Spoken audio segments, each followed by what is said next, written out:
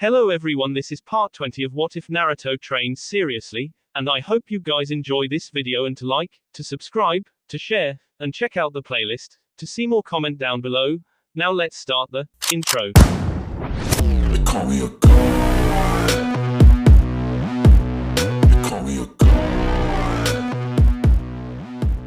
They call me a god. Join my membership, the perks are great. It's in the description. Within the large body of water that surrounded Omegakure no Sato, a small toad stuck its head out of the water. This was not so strange. Amphibians of all kinds were often found near or around the water, and considering how much precipitation Omegakure received, there were far more toads there than there would be anywhere else. However, while there didn't seem to be anything remarkable about this toad, what it did next would easily be something that stepped out of the bounds of reality. Where if anyone that was not a shinobi had been watching, they undoubtedly would not believe what they were seeing. The toad opened its mouth, almost as if to croak. Before the creature could even make a noise, however, a large hand, followed by an arm, came out. This was soon followed by a head full of white hair, another arm, a body wearing a red and green kabuki outfit, and a set of legs. When the man's body was all of the way out, Jiraiya of the Sennin stood up. Omegakure, the man muttered, an unusually somber expression on the man's face. I never wanted to come back here. Omegakure was a small, yet highly industrialized hidden village located in an unnamed country. Its architecture was composed of several metallic skyscrapers with road ducts connected to them and mazy power lines surmounting. A number of smaller villages also surrounded Omegakure. As its name suggested, it rained almost constantly due to a storm above the village. It was a place that held many bad memories for Jiraiya, memories of several of his many failures, of his loss against Hanzo, the deaths of his 3 students. There was a lot about the village that would haunt the Sennin until he's. Straightening his back, Jiraiya, the Gama Sennin of Konoha and one of the most powerful men in the world, began making his way into the sprawling village. Pain's head snapped up as he looked out at the falling rain. His eyes narrowed. Pain? Asked Conan, seeing the look on his face. Someone has managed to infiltrate Omegakure, Pain said. Conan had to fight hard not to let her eyes widen or her emotions show on her face. She didn't think it was Naruto. He had already infiltrated Am, and they could see each other via Hiraishin kunai. But that didn't mean she didn't worry. Pain continued on, unmindful of her feelings. Judging by their chakra and the fact that I didn't feel them until they entered suggests they are skilled. Jiraiya unsealed a plain tan traveler's cloak from a seal hidden in his vest pocket. Putting it on, he threw the hood up and walked out from under the small overhang he had used to stay out of the rain. As he wondered where the best place to start gathering information would be, he came upon a little shop with an old lady selling pork buns outside. He grabbed one of the buns off the stove the old lady had him on. Ack! He quickly began tossing the hot bun from one hand to the other in surprise. Though he supposed it shouldn't be, it had been on a stove after all. It was supposed to be hot. When it finally cooled down enough so that he could hold it in one hand, he reached into a pocket with the other and pulled out some money. Bar-chan, I'll take one of these, he said to the old lady, holding the money out to her. Anytime, the old lady said as she took the money. As her hand closed around the ryo, she eyed him warily. You know, I haven't seen you around here before. You're not from around here, are you? That obvious, huh? Said Jiraiya with a jovial smile and a laugh. Well, I'm actually a writer, you see. I do a lot of traveling for a magazine I write in about regional specialties. Jiraiya gave himself a mental pat on the back at picking this particular persona to adopt when he saw the woman's suspicion melt away and a smile to take her face. As a spy master, he had to always come up with false jobs and such in order to keep suspicion off his back. It helped that he was at least partly telling the truth. He was a writer after all. He took a bite of the food while the old woman spoke. Oh, I see. So, what do you think of my pork buns? They're excellent, Jiraiya commented honestly. They were good. Just like the rumors say, these pork buns are quite amazing. The old woman smiled and nodded. Right. I would love to introduce these into our magazine, Jiraiya continued. He looked at the woman and smiled, slightly sheepishly. If that's okay with you, that is. The old woman suddenly gained a flustered look. Really? You want to place my food in a magazine? Of course, Jiraiya said. He bent down and cupped his hand to his mouth so he could whisper in a conspiratorial fashion. And once I write about them, you'll be flooded by customers. Everyone will want one of your pork buns. Ah, really now? The woman looked rather excited by the idea of having so many customers. You would be able to do that. Of course, Jiraiya said. He looked around at the surrounding area. He couldn't see very far due to the rain and the large buildings blocking the other parts of the city out. It sure is peaceful here. Yes, it is, the woman agreed. This village is no longer suffering, all thanks to Pain-sama. The old woman put her hands in a prayer sign, all praise him. Pain. Jiraiya muttered with a frown. It was disturbing to see the signs of utter devotion on this woman's face as she spoke of Pain. She looked as if she was speaking of Kami himself. Yes, Pain-sama, the woman said with a smile. Jiraiya's frown increased. What happened to Hanzo no Salamander? His voice trailed off when he noticed the looks he was getting from the citizens around him. They all held expressions of scorn and suspicion. While attracting attention at all was bad while infiltrating a village, the last thing he wanted was for people to actually be suspicious of him. Sorry to bother you, Bar-chan, he said lightly as he placed his hood over his head again and walked off. I see, Madara replied. Unlike Naruto, he didn't bother changing stances, opting to stand with a casual demeanor that let the blonde know that the ancient Uchiha didn't see him as much of a threat. Well, Naruto would just have to change that. Flicking his wrist, Naruto let the tri-pronged kunai sail from his grasp. He flashed to it almost immediately after, his throw having been so hard and so fast it only took a second to reach Madara's position. A spinning blue ball of chakra appeared in the blonde's hand, which he rammed into Madara's sea. However, the powerful Rasengan didn't even touch the former Uchiha leader. Instead it went right through the man as if he wasn't even there. Naruto frowned as he dodged the sickle and chains that Madara had summoned, most likely through a seal somewhere on his person. He threw his kunai again, flashing several feet away before tossing both kunai, one near Madara and the other into a tree. The blonde flashed to the one near Madara and attempted to attack him, this time using Wind Blade in an effort to see. Once again his jutsu went right through Madara and he was forced to flash to his second kunai as the man attacked him in return. It has to be some kind of Jikuken jutsu, Naruto concluded as he analyzed the phasing ability of his opponent. He could be sending his body to a separate yet connected dimension, thereby making attacks phase through him. The question was whether he was phasing his whole body or just parts of his body, and what kind of limitations such a jutsu contained. He couldn't imagine that this ability didn't have some kind of cost, or perhaps a limit on the number of phases he could do in a certain amount of time. Perhaps it was time to put Madara's abilities to the test. Naruto jumped into the air, using chakra to boost his height.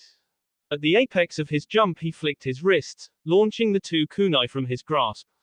Those kunai soon multiplied into dozens. Hundreds. All of them heading down for the forest floor below. They covered the ground, the branches, every single area was littered with tri-pronged kunai, spaced apart by 15 feet to grant Naruto maximum usage. No matter where Madara tried to go he would not be able to get to the edge of his kunai field in time should his abilities run dry. Smirking, Naruto disappeared in a yellow flash. Soon enough flashes began to appear all around Madara, they were constantly in motion, flashing from all sides in an attempt to hit him. The attacks moved so fast that the Uchiha found he couldn't even tell which flash was Naruto and which was simply an afterimage. They came in all at once, at the same exact instant, making distinguishing between flashes impossible. Not even the famed Sharingan was of any help here. However, his phasing ability wasn't all Madara had. While Naruto was flashing around him, the man disappeared within a vortex, reappearing several meters away. The blonde shinobi was quick to flash to the man, not wanting to let up and possibly give the man an advantage. He hadn't realized that in keeping up the pressure his advantage had been lost. Though he figured that out when he tried to continue flashing around Madara and got a foot in the face for his efforts. The blonde flipped around, landing on an adjacent branch and using chakra to stick his feet to the bark. Your Sharingan can see my chakra signature when using the Hiraishin, Naruto stated with narrowed eyes. He could almost feel the smirk the man was likely carrying on his face. Correct. I might not be able to discern which is the real you when you're flashing around me like previously. But dealing with a single Hiraishin attack is easy, if you know how to do it. Naruto grit his teeth, not liking the smug tone in the man's voice. Well then, I guess I'll just have to step up my game. We both know there is no stepping up, Madara said mockingly. You've been fighting me as hard as you can since the beginning. You and I both know anything less than your best effort will end in your defeat. The blonde frowned at the way the ancient Uchiha called his bluff, but didn't comment further. Flinging the two kunai into his grip, Naruto once again disappeared in a yellow flash. Jiraiya smiled as the beautiful young waitress placed some dango and red bean paste on his table. Here you go, she said cheerfully as the white-haired hermit wondered if he could convince her to help him come up with material for his books. He grinned at her and was about to go with old try and true, up front and ask them, routine. Tried because he had tried to use it many times, and true because it never failed to leave him with a rather large handprint on his face, or worse. However, a small hanging ornament caught his attention. He could tell rather easily that it was made from paper. The origami ornament was done up in a white angel. Excuse me, miss, but what's that? He asked, pointing to the ornament. The waitress looked at him curiously for a moment, then turned around to see where he was pointing. A smile came to her face. Ah, that's our angel, she said, and once again Jiraiya noted the same tone of devotion from this woman as the old lady. Don't you know, there's a rumor that says if you place an origami of her in front of your shop, you'll have good fortune. Good fortune, huh? Jiraiya mused out loud. As he began to eat he couldn't help but wonder what was going on. This country was nothing like what he had expected. He had been expecting a country torn in two with civil strife, if not outright war. And yet Omegakure was completely unified. How could this be? It looks like I'm going to need to do some more searching, he decided with a sigh. Maybe I should interrogate one of their shin. Oh, bye. His thoughts were derailed as he saw a rather garish pink sign for a brothel that read Come Come Pub War. Above the name were two hearts being pierced with an arrow. Jiraiya's eyes widened and his hands came up and made grasping motions, already imagining the beautiful, nubile F they would be feeling. Maybe I should interrogate them for some information instead. Oh, Jiraiya-kun, you must be joking. Laughed the blonde woman wearing a rather revealing kimono. She poured some sake from the bottle she was holding into the white-haired hermit's cup. Did that really happen? I assure you every word I said is true, Jiraiya confirmed, right before he took a long gulp from his glass. His cheeks were currently flushed red from all of the alcohol he had been drinking, and he was feeling a nice buzz. Wow, that must have been a fierce battle, she said in an impressed voice. It was hard to tell whether she was really impressed, or if she even believed him. Call girls like her were trained to please the men they served, which included feeding a man's ego. Not that Jiraiya particularly cared if she was being honest in her admiration or not. Not as fierce as this battle, Tezuna-chan, Jiraiya said as he rather blatantly stared at her which was almost Tsunade-sized. You know, your name is very similar to another girl I know. She was a lot like you, an amazing and beautiful woman. Seeing you makes the long trip I had to make to get here all worthwhile. Oh, so you're not from around here? Asked Tezuna. No, I had come here seeking work, Jiraiya said. I heard there might be some decent paying work for a mercenary like myself. I believe the person hiring was called Salamander no Hanzu. Shush, Tezuna hissed as she placed a finger to her lips. You shouldn't talk about someone like Hanzu here. Why not? Asked Jiraiya, looking rather confused. Tezuna looked around to make sure no one was within hearing range, before leaning towards Jiraiya to whisper in his ear. If people here think you're a comrade of Hanzu, they'll kill you. Really? That sounds rather dangerous, Jiraiya exclaimed. The new leader, Pain-sama, is very strict, Tezuna said. If anyone gives him a reason to be suspicious of them he will kill them without mercy. At least, that's what my hubby said. What? Exclaimed Jiraiya. You have a husband, Tezuna-chan. Yes, but he's just a village genin so we don't make much income, so I have to work too, she explained. Ouch. Sounds like you have your work see out for you, the white-haired man said. However, on the inside he was frowning in thought. This pain was obviously very powerful if he could invoke such reactions from the people in his village. That no one even seemed to know who the man was also a cause for concern. From what he had gathered no one had even seen Pain in the village, and his Angel, was the people's only connection to the enigmatic leader of Omegacore. For someone of Jiraiya's caliber, finding such little information on a person was disturbing to say the least. Jiraiya focused his attention on Tezuna some more, asking some general questions about her before asking about Pain. According to my hubby, the rain is falling because of Pain-sama's technique, she told him. With that technique he is able to see what everyone in the village is doing. That kick-started the man's brain. That sounds like a pretty powerful technique, Jiraiya said. It's kind of disturbing that someone could invade another's privacy so thoroughly. Tezuna nodded. That's why it's best to mind our tongues. Tezuna-chan. Tezuna looked up to see one of the workers calling for her. She stood up and bowed to Jiraiya. Forgive me, Jiraiya-kun. I'll be right back. As she walked off, the flush from the alcohol Jiraiya had consumed disappeared, as did his act. His eyes narrowed in thought. If this Paran really has a technique like that, then he already knows I'm here. It's likely he's been watching me from the beginning. That was a disturbing thought.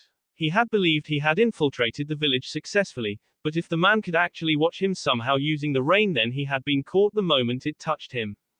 Naruto grit his teeth as he used the Hiraishin to dodge another of Madara's Kamuis.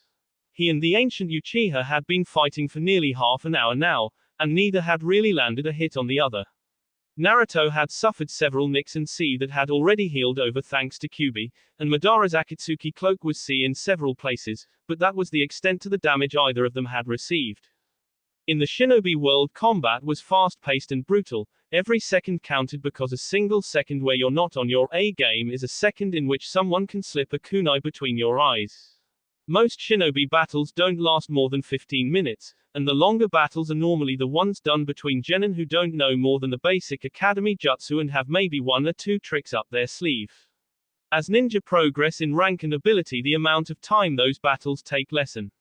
Most battles between jonin level ninja don't take more than 5, maybe 10 minutes at the most, if the two trapped in combat are of equal or similar strength. That was why the battle going on between the two currently in the clearing was so unusual. The battle currently happening between Uzumaki Namikaze Naruto and Uchiha Madara was not only remarkable in just how long they had been fighting, but in the speed with which they fought. The Hiraishin, probably the most famous Jikuken jutsu to ever grace the elemental nations, a jutsu that was made famous for the decimation of somewhere around 1,000 Iwa ninja during the Third Great Shinobi War. A jutsu that Naruto used to replicate that feat during the time he spent in Kiri, helping his fiancée Terumi Mei, the now Godai Mizukage in Kirigakure's civil war. And the space-time abilities of Uchiha Madara, a man whose skill was legendary, and whose prowess in war and the art of combat was unparalleled, a man who was said to only have one equal in Senju Hashirama, the founder of Konohagakure no Sato and leader of the Senju clan. It was a battle where the speed being used by the two was so great that no one else would have been capable of keeping up with it, save maybe the Yondaime Reikage, a battle in which every millisecond could mean the difference between life and death. There was no room for mistakes in combat on this level, and both Naruto and Madara knew that. Futen, Kami Oroshi, wind style, divine wind from the mountain, Naruto gathered a vast amount of wind chakra into his hands and unleashed it in a powerful vortex that flew towards Madara at insanely high speeds. They would have struck had Madara not gone underground and used his Wake Mole jutsu to appear on a tree several meters away. You'll have to do better than that, young Namikaze, Madara taunted. Don't act so superior, Madara, Naruto said with a frown. I may not have hit you, but you haven't done much damage to me either. True, I suppose we're in a bit of stalemate then, chuckled Madara. Not for long. Naruto growled as he began gathering lightning chakra into his left and water chakra into his right.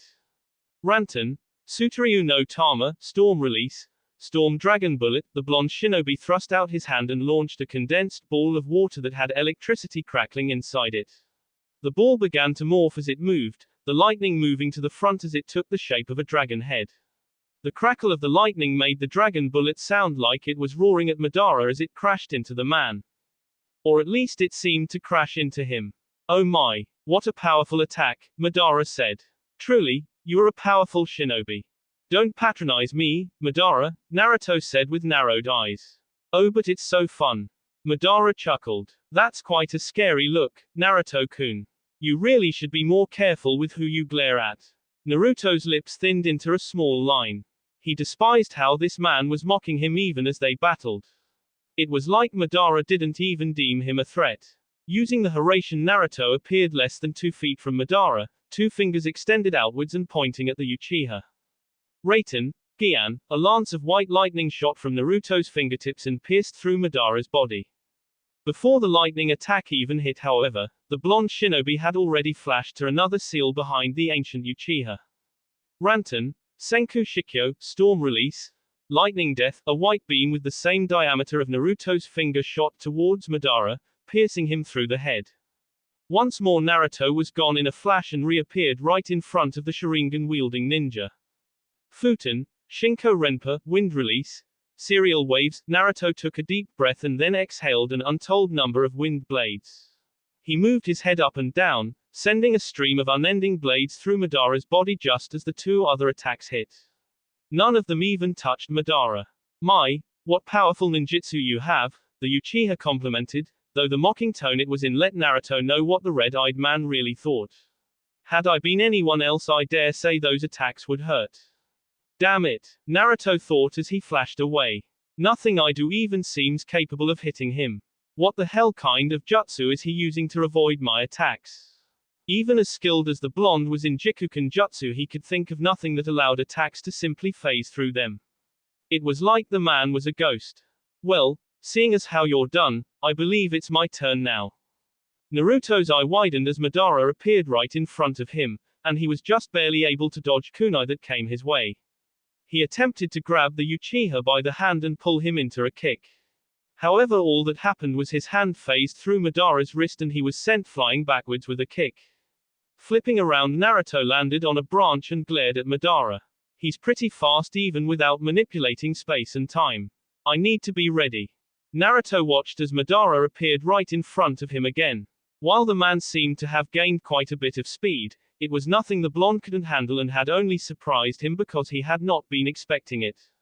Naruto flashed behind Madara and launched a wind blade through the man's body. It phased through as always, but the blonde refused to let that bother him. He flashed again and sent a beam of Ranten chakra at Madara, a much larger beam than the small one he had fired last time. This one was around 10 feet in diameter, and when it struck the place Madara had been standing, the entire area disintegrated. The beam flew through the tree, literally vaporizing the trunk. With that part of the trunk gone, the top of the tree had nothing holding it up and it soon fell down to the floor below with a loud crash. Oh my. Now that was scary. Nothing I do seems capable of affecting him, Naruto thought with narrowed eyes. Without understanding his jutsu, I can't figure out what weaknesses it has. Damn. Naruto wasn't quite sure what to do in this situation. While he had been in some tough battles, no one had ever pushed him this far, and no one had ever had a technique he couldn't break down and analyze.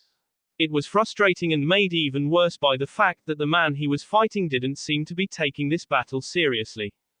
Maybe I should go for something with a more area-wide effect. The battle soon began to take a step in a new direction as Naruto began using a combination of Hiraishin and powerful ninjutsu to keep Madara from doing much more than letting the attacks phase through him. It was the only weakness he had really discerned. Madara could only move so much when using his phase ability. Naruto didn't know why, but he wasn't going to look a gift horse in the mouth. While the battle was going on, the blonde ninja began releasing more and more of his chakra into the atmosphere. An act which did not go unnoticed by Madara. What's this? The ancient Uchiha wondered as he watched the boy saturate the surrounding area with his chakra. What is he up to? Almost done, Naruto said to himself. Overhead the sky began to darken, rain started pouring down and lightning could be heard within the storm clouds that had suddenly formed overhead. Naruto's eyes began to take on a fierce blue glow, lightning crackled inside of them as he began gathering more and more chakra. You should have taken me more seriously, Madara, Naruto said in a tone that quite literally oozed with power. It was as if the chakra he had gathered was so massive it affected his tone of voice and speech. Now you're going to regret it. Madara watched curiously as Naruto jumped into the air. And stayed there. What? A shocked Madara thought as the blonde shinobi continued floating in the air, his hands raised over his head as if attempting to make an appeal to Kami. There was a pulse of chakra, so thick and powerful it was visible even without the Sharingan. It spread out across the area, pushing out exactly 2 kilometers before stopping and creating a light blue dome that encompassed the area ground below and the storm clouds above Naruto. Great hailstones ranging from the size of pebbles to that of large boulders began crashing into the clearing. Dozens of trees were hit with these mammoth-sized stones, which tore through them like a scythe tore through wheat. The wind began to pick up, growing into a fierce hurricane-like storm in less than a second. Trees were whipped every which way as the wind lashed out at them, sea began appearing on the bark as the wind began taking on a sharp quality. Then, as if the gods themselves had decided to try and smite Madara, 4 large tornadoes came crashing down into the clearing. They tore up the land, gouging out deep craters of earth and stone, which was then funneled into the tornadoes and swirled around them in motion with the wind. The attack, which many would only believe was an act of nature, was awe-inspiring in its power and fury. Then the lightning came down. It crashed into the clearing, tearing the world asunder and sending a massive shock wave through the earth. Where the lightning struck, sparks would cascade across the land in all directions, consuming and destroying everything in their path. With a scream that seemed to shake the very heavens themselves, Naruto let out the rest of the chakra he had been gathering. The entire world became blinded in a flash of white light. Pain stood on the open balcony, letting the rain hit him as it fell. His eyes roamed over the village. Conan, when I stop the downpour, I want you to use your ability to stop the intruder. Conan did her best to still her fast-beating heart and nodded. Leave it to me. Pain ran through several hand seals and began releasing his chakra. It's done. Right. Jiraiya almost smiled as he saw the genin he was waiting for walk into the bar he had built using a transformation toad. When Tezuna had left, he had taken the opportunity to follow her and discovered her husband was coming back from a mission of some kind. Since he had not had any luck in getting the kind of information he had wanted from civilians, he decided the best way was to get information from a Megacore shinobi. He had given himself a basic disguise. He now had short black hair, along with a goatee and sunglasses. Have such an elaborate disguise might be an unnecessary precaution, but he couldn't be sure that Pain didn't know what he looked like and sent that information to the shinobi under his command. He wasn't going to take any chances now that he knew how dangerous the man was. Welcome, he said as the genin and his partner hung up their raincoats and sat down. What can I get for you two? Get us some snacks and some sake, the genin with light brown hair said. It's not Sunday, is it? Isn't that when Pain-sama normally uses this jutsu?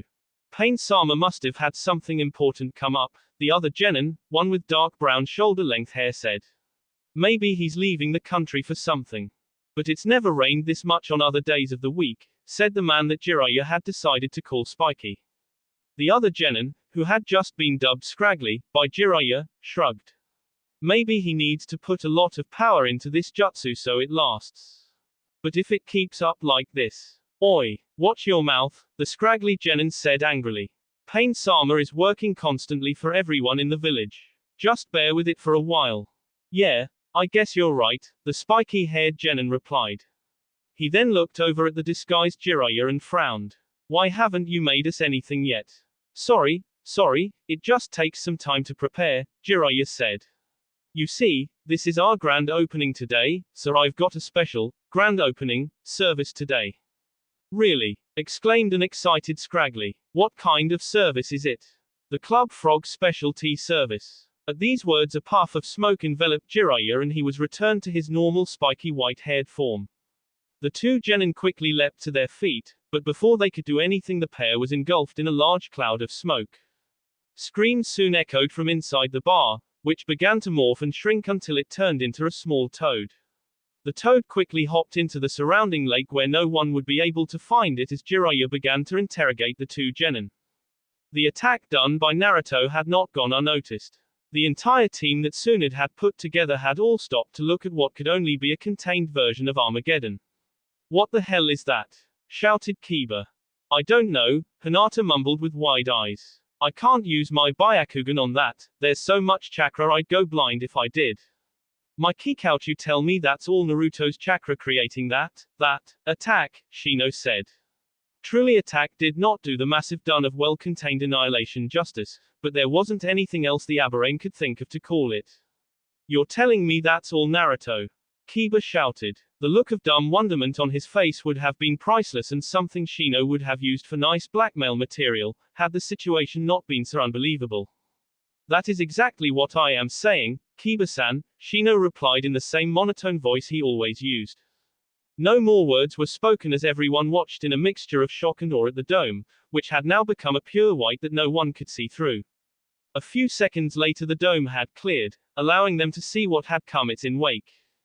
There's nothing there anymore, Sakura stuttered with wide eyes. Everything that was within that dun is just gone.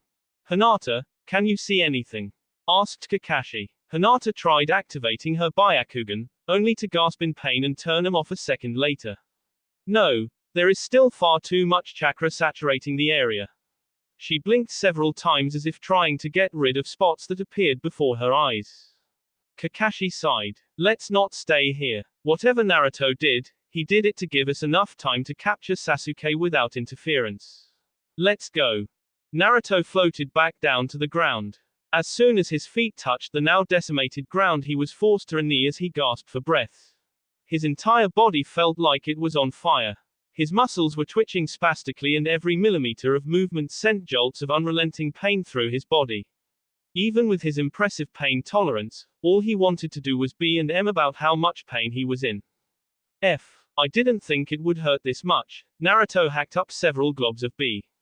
He grimaced when he noticed the bee was charred black. Well, damn. QB, damage assessment. There was a large sigh from the great beast in his mind. You have fried most of your nervous system, your veins have been charred beyond belief, and your muscles all look like they've been placed in a deep fryer. A chuckle escaped the creature's teeth. You should be good in a few hours. I have to admit, that was a rather impressive attack, brat. Almost reminds me of my own force of nature abilities. Gee, I feel so happy that I'm being compared to a furball with a chip on his shoulder, Naruto said in a sarcastic tone. He chuckled when he heard a grumble of, impudent whelp, in his mind. The blonde felt QB's chakra begin flooding his body and sighed in relief. While the Bijuu's chakra may be poisonous to anyone else, to him it was the ultimate painkiller. He could feel all of his damaged internal organs being mended together and knew it wouldn't be long before he could move again. A flash of instinct, a warning of imminent danger was all that saved him from being eyed by a sickle. Not to say that Naruto got away unscathed. He had only managed to roll to his feet and turn around before being eyed through the shoulder. Naruto grunted and bit his tongue hard enough to taste bee as he found himself staring at Uchiha Madara. That attack was quite the Uchiha said, and for once his voice was entirely serious. And with good reason, as the man's left arm was gone entirely, his mask was cracked and half of it had fallen off, revealing the left side of his age-lined face. He was also missing his right leg below his knee and his remaining hand only had 3 fingers. Had I been any slower that would have killed me. How are you still alive? Shouted Naruto as his frustration boiled over. That was my strongest attack. There's no way you could have survived that. Au contraire, my dear fox. I am quite resourceful. Surviving that attack was hard but not impossible for one such as me. Naruto snarled as he grabbed the sickle and sent as much lightning chakra as he was able. Due to the damage he had sustained, he ended up getting hurt too, but it completed its objective of getting Madara to let go of the weapon and jump away. Though how he was able to move so nimbly when he only had one leg was beyond the blonde. Naruto grunted as he pulled it out and threw it away. He stared at Madara as he prepared for another round. If he were honest with himself, the blonde knew he would not last for much longer. Not unless he got at least an hour or 2 of rest so he could recover from the damage he had done to himself. Not that he was going to be giving up anytime soon. It seems we are at a stalemate, Madara replied. Maybe. Naruto stopped mid-sentence before smirking. Actually, Madara, it seems I'm going to need to reschedule our little playmate for another day. I've got to go. You know how it is, places to go, people to see. But don't worry, I'm sure we'll meet each other again real soon. With that, Naruto disappeared in a yellow flash, leaving behind a frustrated Madara who finally let loose a scream of pain from the loss of his limbs. Report. Naruto ordered as soon as he appeared next to Kakashi in a bright flash of yellow. He didn't let anyone see just how much it hurt to even speak. We have Sasuke, Kakashi said, holding up the prisoner transportation scroll. As well as the corpse of Itachi. So Sasuke won. Naruto already knew Sasuke would win. Itachi had not gone to meet his younger brother to K him, but to S himself to him. But he had to keep up appearances, for now. Yes, when we got there Itachi was S and Sasuke was unconscious, Kakashi said with a nod. It looked like they had both been through one hell of a battle. The one-eyed man then looked the blonde up and down. Though I don't think either of them were as beat up as you. Naruto would have chuckled had doing so not hurt so much. Yeah well, that Toby character was harder than I thought. I'm sure, that must be why you destroyed 2 kilometers of forest, Kakashi said with an eye smile. It was, Naruto replied, he didn't have the strength to rise to Kakashi's bait right now. It looks like our mission is complete so let's head to Konoha.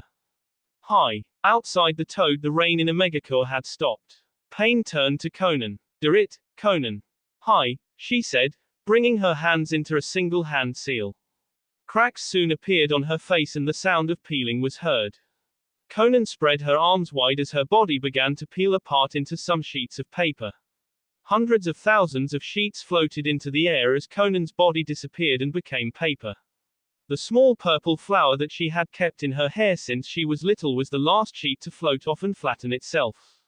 Then the sheets began to fold themselves until thousands of butterflies now floated in the air. The small origami butterflies flapped their wings and began to disperse, heading off to search for the intruder. Conan did not know who it was, but she could only hope it wasn't someone allied with Naruto. Jiraiya frowned as he walked down one of the many streets in Am, thinking about what he had learned from interrogating the low-level genin. It seemed no one really knew much if anything about Pain. All they had was rumors and hearsay. No one even knew what he looked like, and some thought rumor of Pain's existence as just a myth. Everything the people heard, whether they were orders, speeches and even religious festivals were all given to the populace by proxies or the angel. Because this, Jiraiya couldn't even tell if Pain existed, or whether he was simply a front for the true person acting behind the scenes. Maybe this angel was the person who was really in charge, or even someone who didn't truly live in Omegacore. Unfortunately, all he had to go on was what he knew, and that wasn't much. Even more disturbing was that he had heard the civil war that had supposedly been going on had been over for over a decade. Even worse was the rumor that Pain had crushed Omegacore all by himself, including Salamander no Hanzo, a man who was said to be just as and maybe even more powerful than Sarutobi Hiruzen had been in his prime. That was another thing Jiraiya had trouble grasping. Hanzo was a legend for his prowess on the battlefield. He had even been the one to defeat Jiraiya, Orochimaru and Tsunade and had given him the lure of Sannin. Even more concerning was the knowledge that Hanzo had become extremely paranoid during the later years after the war. From what the genin had said, Hanzo had always been surrounded by an elite unit of guards to protect him at all times, and even children were searched for weapons when he went out. That anyone could defeat not only Omegacore's forces, but Hanzo all by themselves was a frightening prospect. However, that wasn't even the worst thing he had learned about Pain. No, the worst was the man was not only powerful, but completely merciless as well. He had not just Hanzo, but Hanzo's parents, his wife, his child, distant relatives, anyone even remotely related to or allied with Hanzo was K.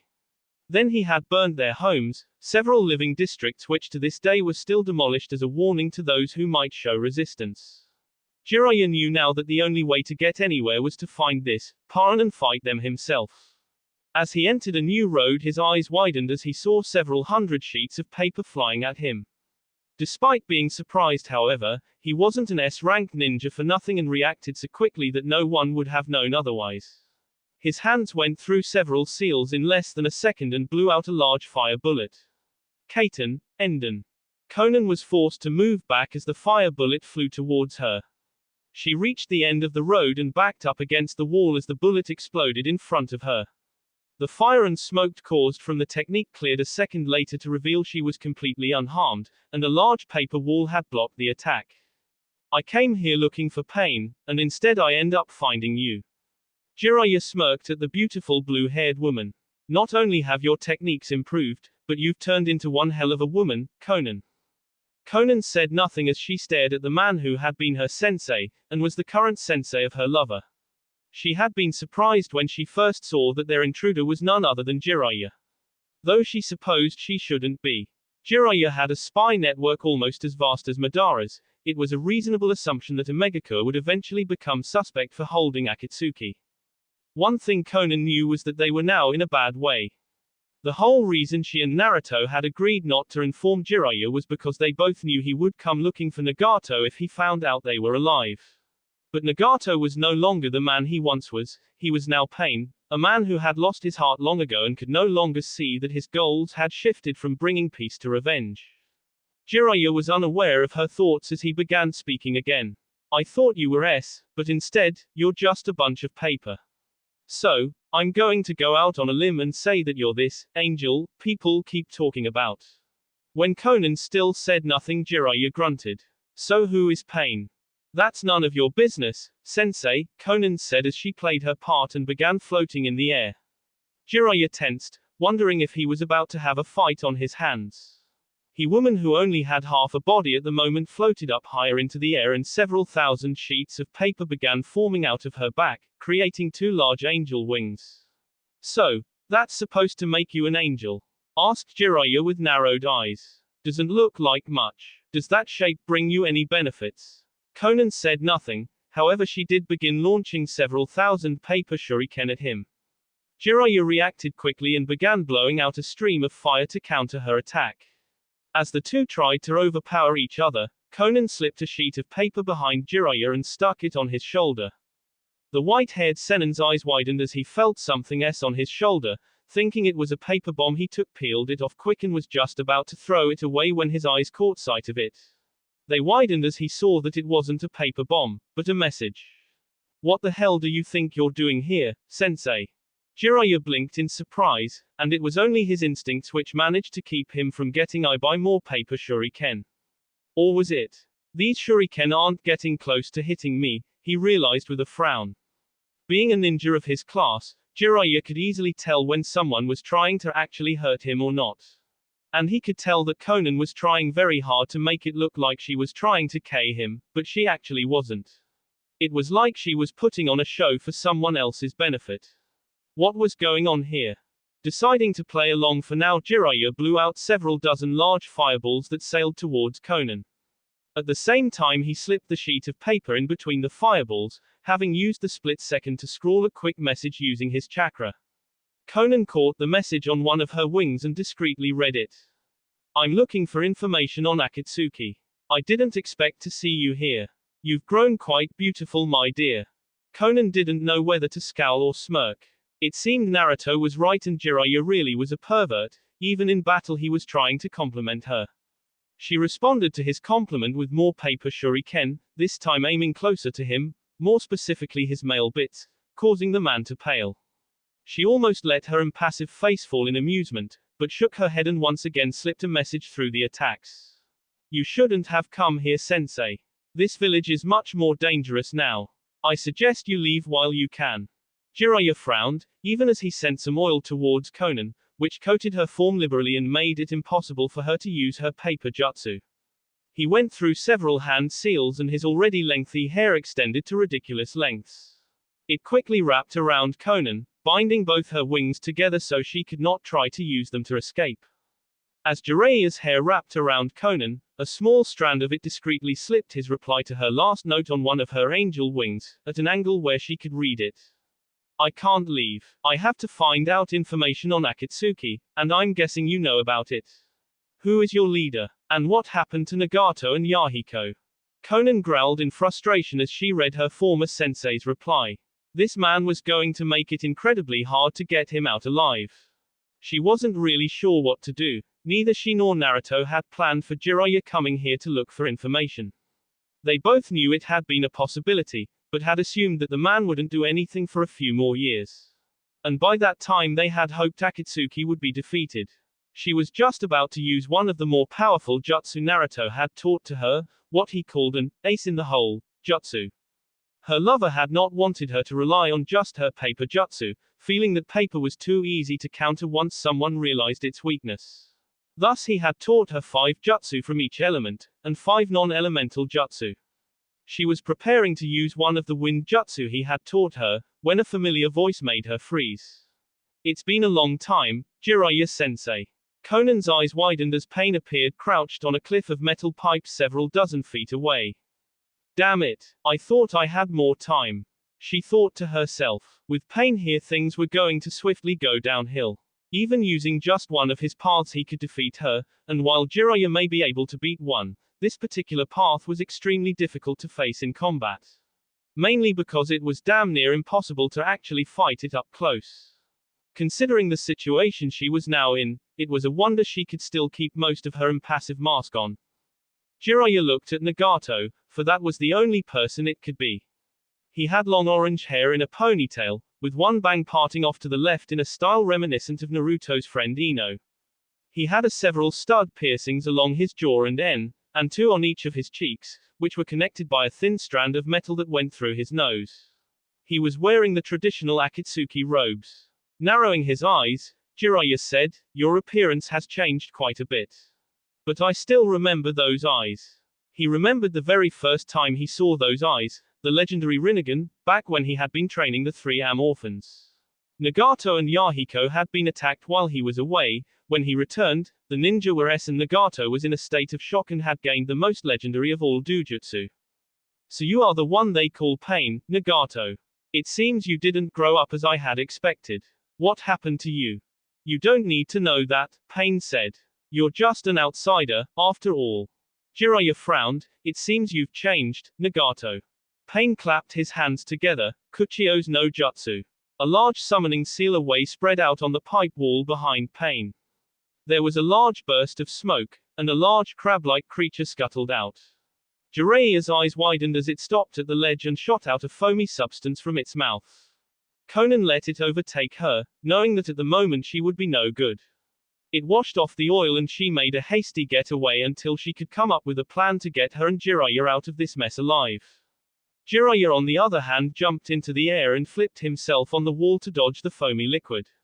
Foam, huh? I should have realized he would exploit my greatest weakness. Washing away my oil with foam. The giant crab disappeared in a puff of smoke and Pain began manipulating his hands like he was conducting an orchestra.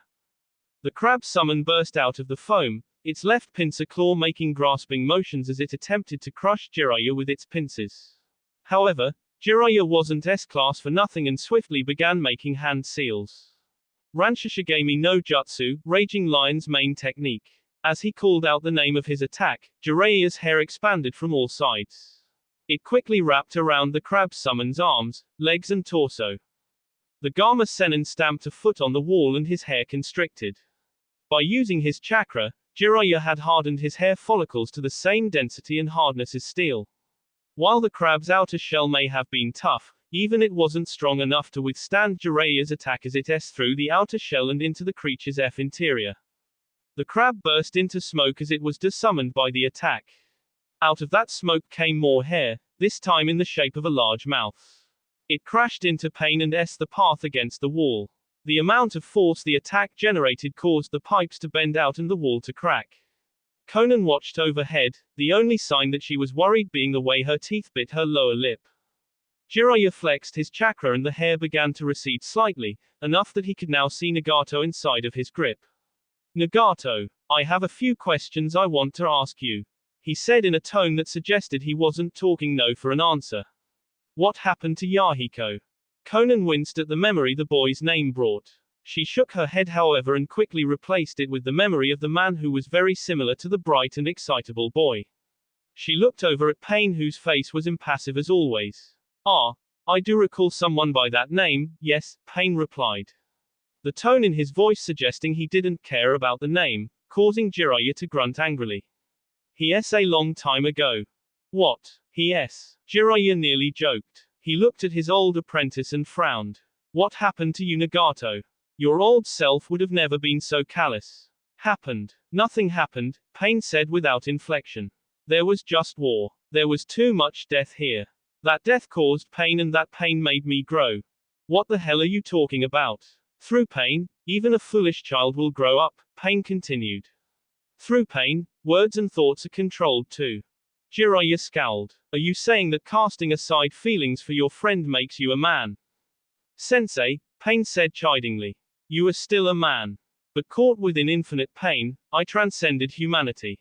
What? Jiraiya said in a harsh whisper. That's right, Pain said. I went from being a man to a god. By becoming a god, my words and thoughts become the laws of nature. Sensei, you are still just a man. Trying to comprehend my words is meaningless. As a god, I now comprehend that which I could not as a man. And because I am a god, I can understand that which was previously incomprehensible. Simply put, I've evolved beyond man. Conan had heard Pain say things like this hundreds of times before. In the past, she had always believed his words were absolute, she had been in awe of him and believed he truly had become a god. To accomplish what he had in such a short time, to create such a grand goal, to find the means and have the will to go through with his plans. Surely, someone who can do so much and have such a grand plan must be a god. Her time with Naruto had tempered that awe.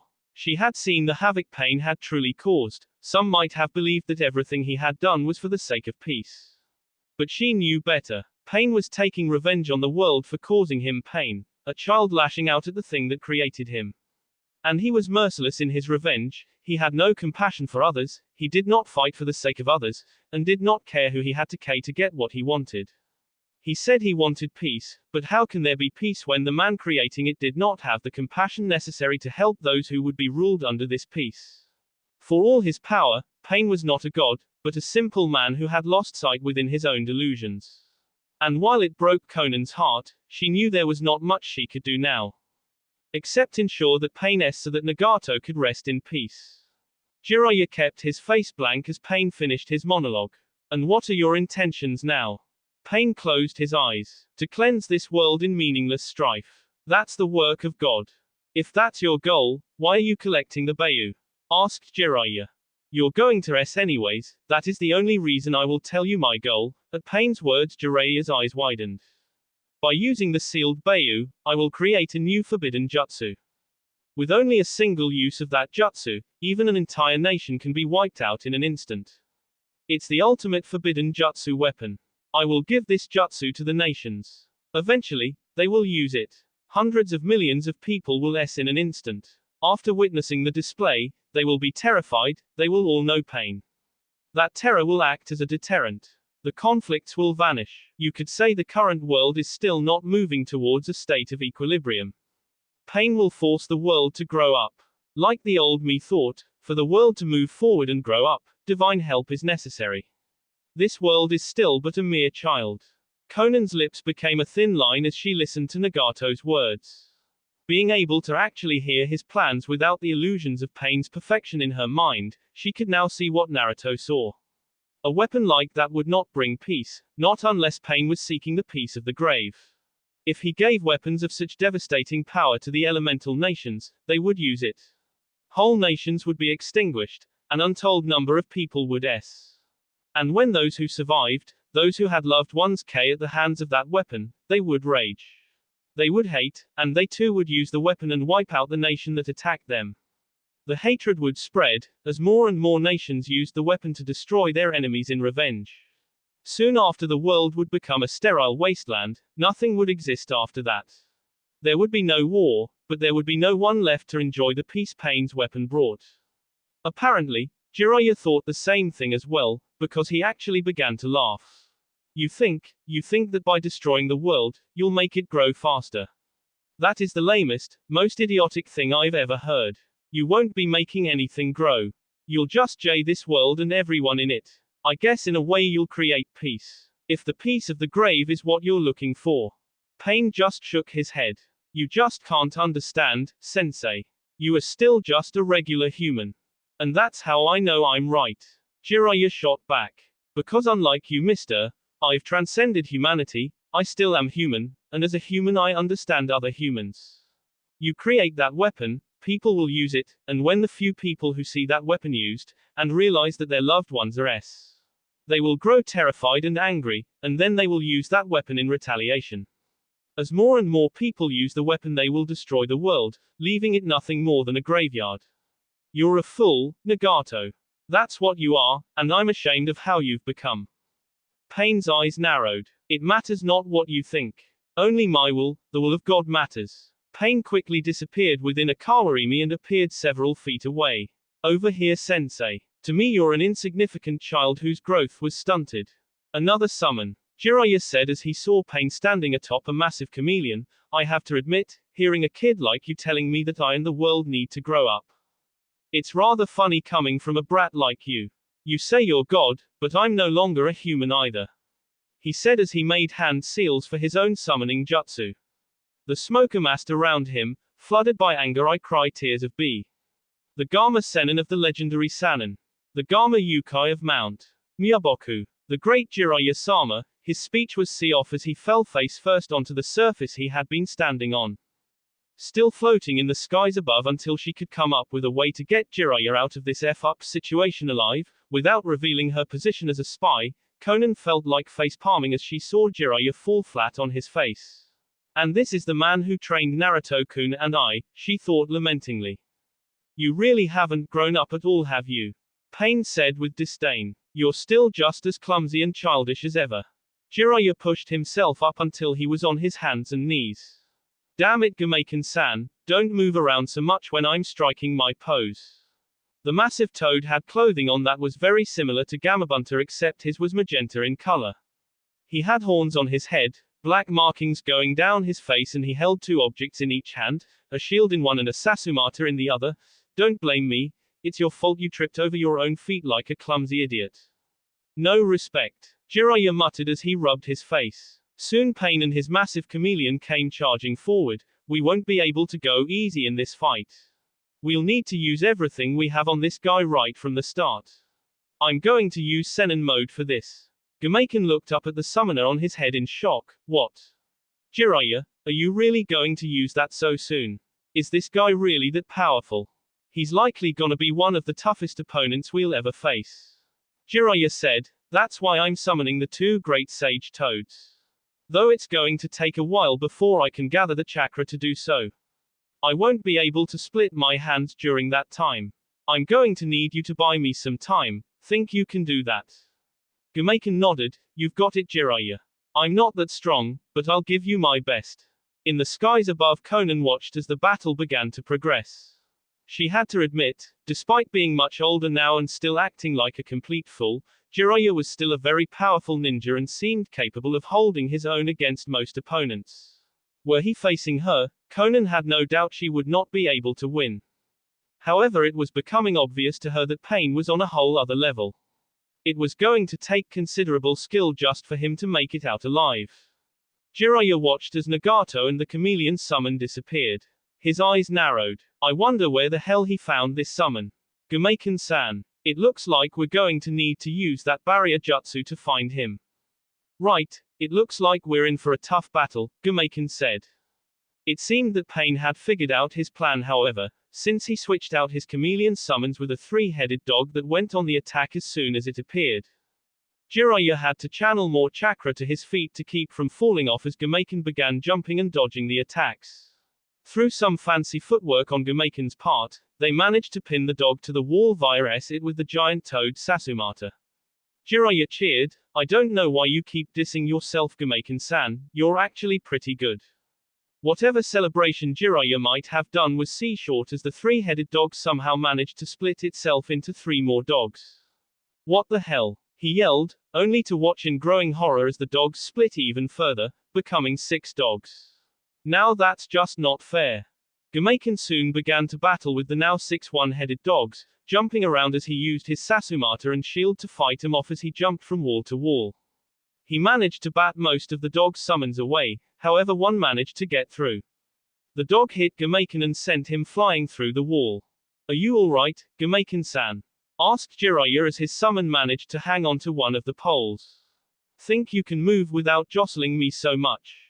I'll try my best, Gameken said. That's all I can ask for.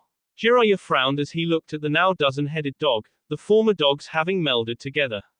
I really have no clue what we're dealing with here. I wonder if these dogs are bound to some kind of self-replicating summoning technique. Either way, I think we should get out of here for now. The pole Gameken was holding began to loosen and fall. Let's fight them in a location of our choosing. Right. Gameken leapt away as soon as he hit the ground, heading off as the dog split one of its heads and went off after them. As they were running, Jiraiya's eyes widened as he caught sight of a still camouflaged Nagato hanging off a wall. Unfortunately, he could do anything due to the dog chasing after him. Gamaken moved quickly, luring the dogs into a place of their choosing. They soon managed to lure the dogs into AS end. Jiraiya smirked. Well, it looks like we're trapped, Gamaken-san. He eyed the dogs as they prepared to attack. They'll likely try and split up again, so get ready. The dogs did split up, making an attempt to attack Jiraiya and Gamaken from all angles. However, the large toad summon had some pretty slick moves up its sleeves. Spinning his Sasumata, Gamaken was able to deflect all of the dogs. When the last one attacked Gamaken, the large toad bashed it across the top of its head, it into the ground. He jumped up and began looking for a place to recuperate from the wounds he received at the dog's hands. However, before they could get far, a giant drill-beaked bird came at Gamaken, who lifted his shield to block. It kept him from taking immediate damage, but it didn't keep him from being into a wall hard enough that the pipes on it burst. Jiraiya winced as he was jostled around. Whenever I plan to attack, he hides himself. This really sucks. Jiraiya tried his best to think up a strategy to fight, because if he kept going like this, he wouldn't even live long enough to use Senin mode. I don't understand. With the Rinnegan, Nagato is capable of using all 6 chakra natures, so why is he just using summons? A massive ox rushed at him and Gamaken. Gamaken, you can return home now, I'm ready. Gamaken returned to the mountain of the toads just as the ox plowed Jiraiya into a wall, kicking up a cloud of smoke. However, it ended up with the ox blown away as if it were a lightweight. Kid, why do ya always summon us to annoying places like this? No wonder Bunter is always so angry at you. An elderly voice came from the hole that Jiraiya and the ox had made in the wall. Don't be like that, Ma. You know Jiraiya always has a reason for summoning us. Came another elderly voice from inside of the wall. For crying out loud, be quiet, Pa.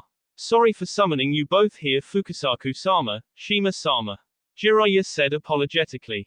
Shima spoke again, but brat, didn't you always say you disliked this form because it made your face ugly and chased away the girls? That's why you only use it when fighting the other brat. Jiraiya chuckled. Naruto would be pissed to hear you call him brat. Besides, there's no choice but for me to just deal with it. I am fighting an opponent with the Rinnegan after all. The Rikadu's eyes. To think it really exists. Well, in that case it can't be helped. Jiraiya's form could be seen from the shadows of the hole in the wall with 2 small toads on both of his shoulders. Looks like we've got to fight with you. Jiraiya's smile was grim as he walked out of the hole for Pain to see his new form. I'm glad I can count on you too. It's good to know a guy has friends. That will be all for this video. Be sure to like, subscribe, share, and comment down below for more videos. Goodbye.